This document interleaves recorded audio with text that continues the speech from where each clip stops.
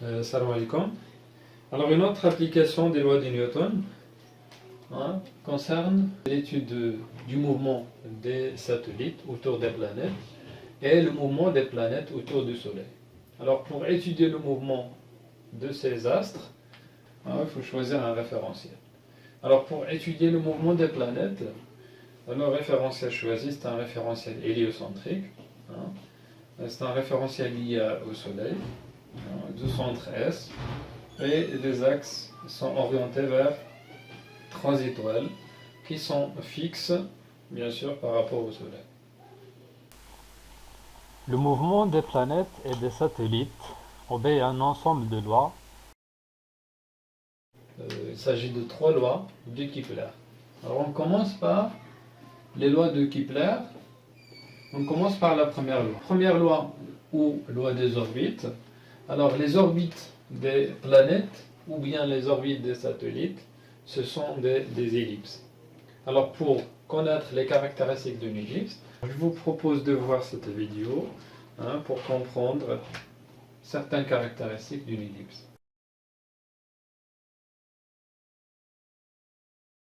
Alors pour tracer une ellipse, on prend un fil, on relie les deux extrémités à deux points appelés foyer de l'ellipse. Alors si on prend un point de l'ellipse, la distance F1P, si on prend un point P de l'ellipse, la distance F1P plus F2P égale à la longueur du fil. Je prends un autre point P', F1P' plus F2P' égale à la longueur du fil. Alors si on coupe le fil des deux extrémités, la longueur du fil représente la longueur du grand axe de l'ellipse.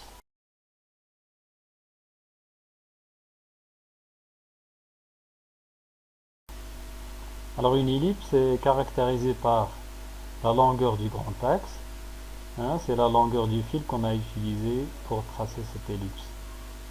Alors on note par 2A, la moitié du grand axe. On note par A la moitié du grand axe et par 2 fois A la longueur du grand axe. Évidemment, c'est égal à F1P plus F2P avec P un point quelconque de l'ellipse. Alors l'énoncé de la première loi.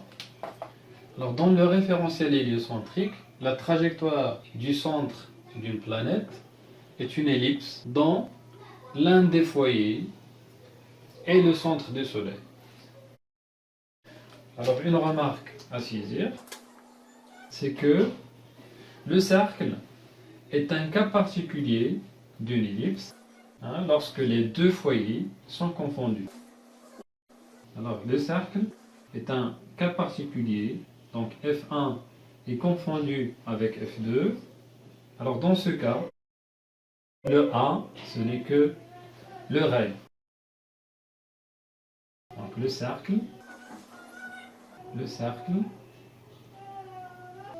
est un cas particulier d'ellipse. Lorsque les deux foyers sont confondus.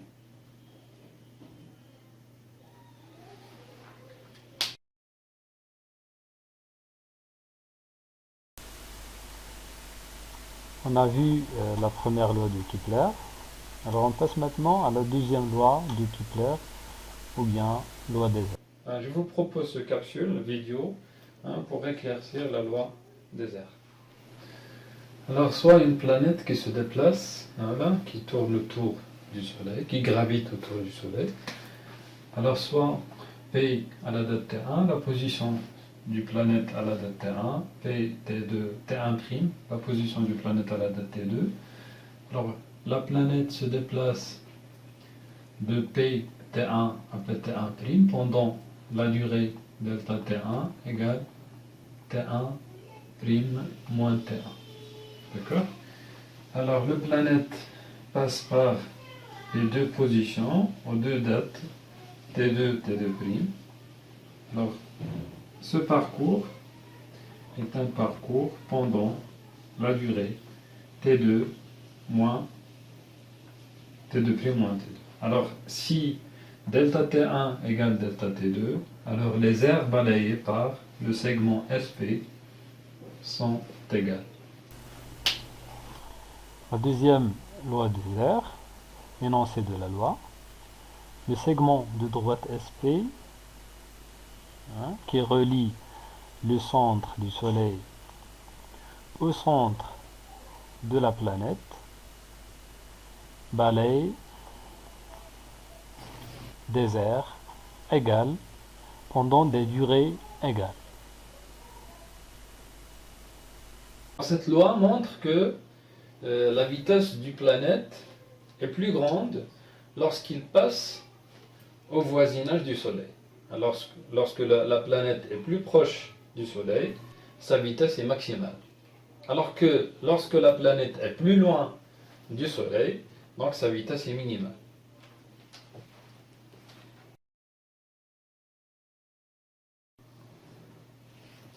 Alors on passe à la troisième loi du Kepler, ou ce qu'on appelle la loi des périodes.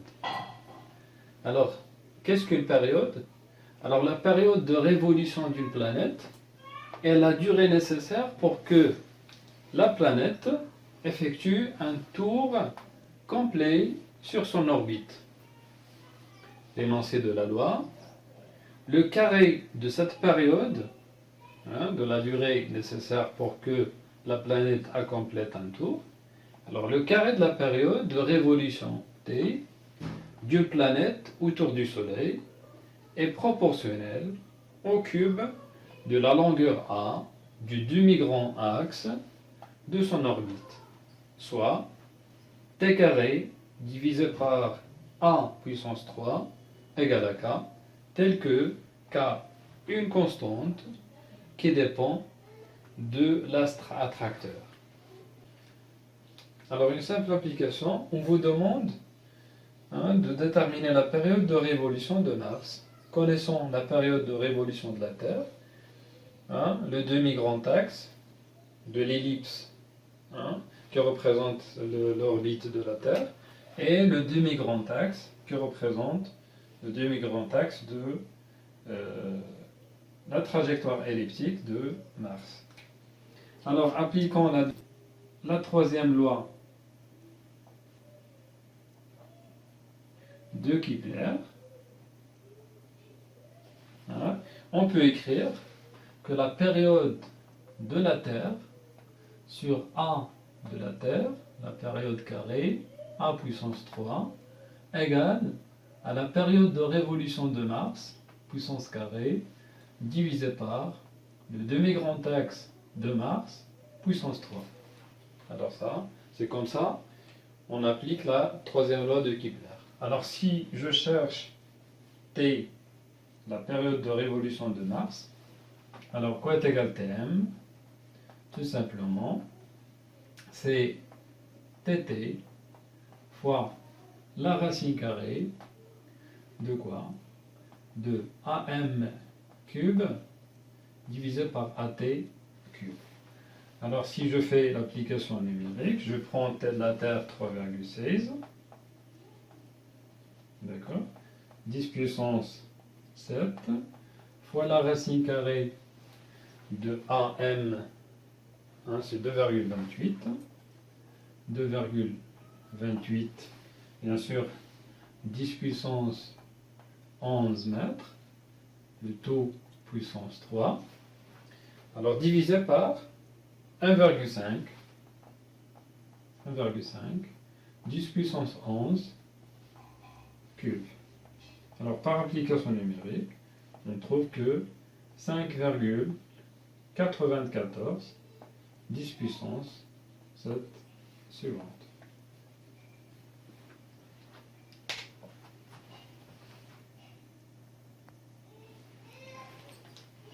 Alors prenons un cas particulier. On va appliquer les lois de Kepler dans le cas d'un orbite circulaire. Alors, dans ce cas, on sait que le cercle est un cas particulier d'une ellipse lorsque les deux foyers sont confondus. Ça veut dire que le centre de l'orbite qui est circulaire est le centre du Soleil.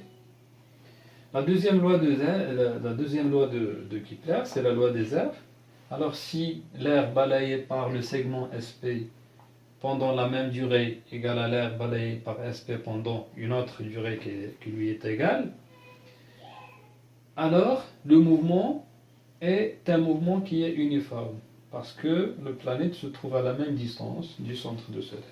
Ça veut dire que dans ce cas, si l'orbite est circulaire, automatiquement, le mouvement du planète est un mouvement circulaire uniforme. Alors la troisième loi de période, la troisième loi de Kepler, c'est la loi de période. Alors devient, en remplaçant A par R, ça devient T carré sur R cube. Alors, cas d'un mouvement circulaire uniforme. Dans ce cas, le module de la vitesse est constante. Ça veut dire que la composante tangentielle de l'accélération est une composante qui est nulle. Alors, l'accélération, c'est tout simplement V carré sur le rayon de courbure. Alors ici, le rayon de courbure, c'est le rayon de la trajectoire, divisé par R, fois petit n. Alors d'autres formules permettant de lier la vitesse à la vitesse angulaire, c'est que la vitesse, c'est R, fois la vitesse angulaire.